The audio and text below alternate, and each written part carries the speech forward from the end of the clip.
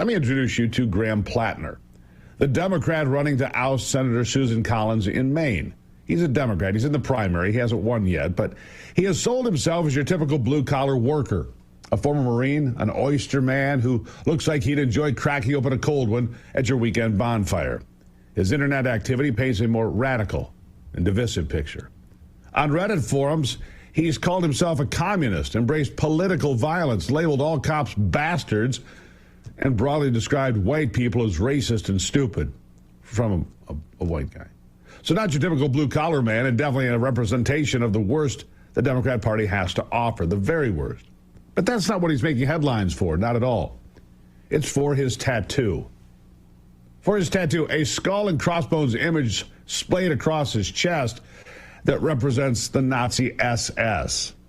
That's right, Nazi SS. This man has had a Nazi symbol the size of my fist or bigger on his chest for the last 18 years. He says he had no idea what it meant. Of course.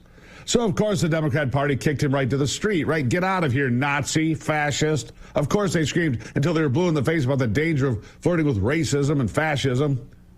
Of course, there's no room for the Nazis in their party, right? Wrong. Wrong. They're not even blinking.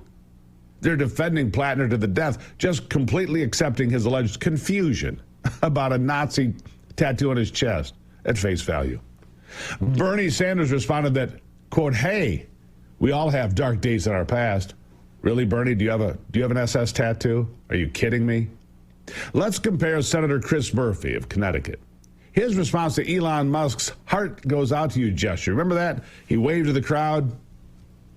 To his response to Platner's openly Nazi tattoo.